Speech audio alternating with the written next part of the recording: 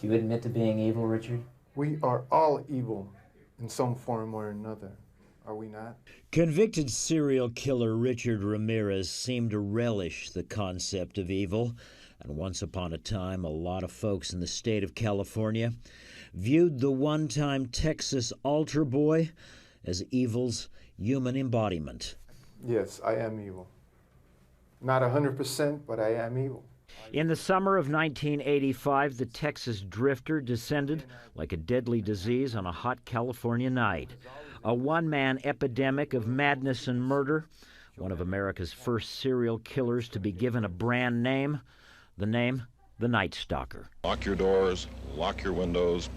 If you have the ability to provide additional security devices, then by all means do so. Who wants to be next? I don't. No one else does. He preyed on both women and men, young and old. He slipped through windows, slit throats, raped, tortured, and killed. What he did to me has been the total destruction of my life and my girlfriend's life. Former computer engineer Bill Carnes, one of Ramirez's many victims. One night, Carnes and his girlfriend were assaulted in their bed. The woman was raped and Bill Carnes shot 3 times in the head. Bill Carnes ended up in a group home with a bullet still lodged in his brain. He stole my memory, he took my girlfriend, he took my career. And this was just an unprovoked attack. But after dozens of such attacks, police identified their suspect, and on the morning of August 1st, 1985, Richard Ramirez's picture ran on front pages, and within hours, angry residents of this East LA neighborhood spotted, captured, and then severely beat Richard Ramirez as he tried to steal a car to evade police. We're happy to announce that the individual we have in custody is Richard Ramirez, the Night Stalker. I can't begin to tell you how proud we, all of us, are of the people in this community who, to a man and a woman, were involved in trying to track this guy down and capture him. That night, there was dancing in the streets of the East LA neighborhood where Ramirez was caught, but in court, the case dragged on for 4 long years, with the Texas drifter frequently disrupting the proceedings by displaying satanic signs and shouting obscenities at the judge. This trial is a joke. Would the jury in the above entitled action find the defendant, Richard Ramirez, guilty of murder? But in the end, the jury sent Richard Ramirez to California's death row for 13 murders. I first met Richard Ramirez shortly after his L.A. conviction. Richard had been transferred to a jail in San Francisco where he was charged with and ultimately would be found guilty of a 14th murder. What do you want the world to know about you? The world has been fed many lies about me. I have read very few truths. Who are you?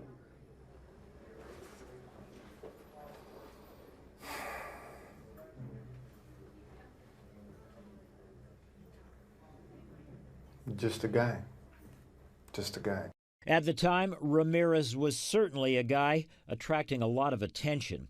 Since his arrival at the San Francisco jail, women from around the country, including one of the female jurors who had found him guilty in Los Angeles, had been flocking to the San Francisco facility, even fighting with each other over Richard's affections.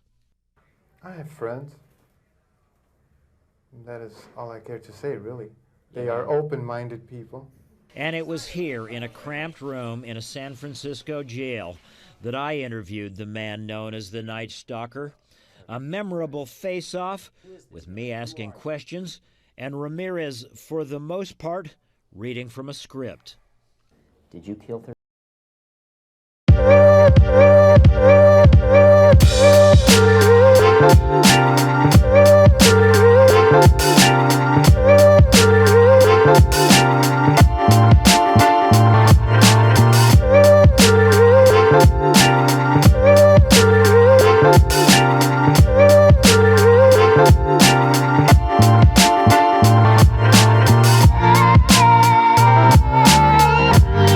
You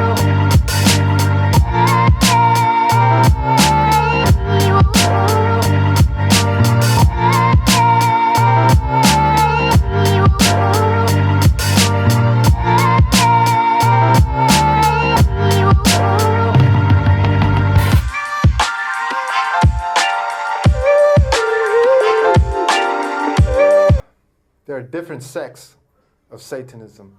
Have you studied, just yes or no, have you studied Yes, Satanism? yes, I have. Are you a worshiper of the devil? No comment. Come on, Richard. I can tell you a little bit about Satanism. Well, I'm interested in hearing what you got to say then. It is undefiled wisdom instead of hypocritical self-deceit. It is power without charity. A Satanist admits to being evil. Do you admit to being evil, Richard? We are all evil in some form or another, are we not?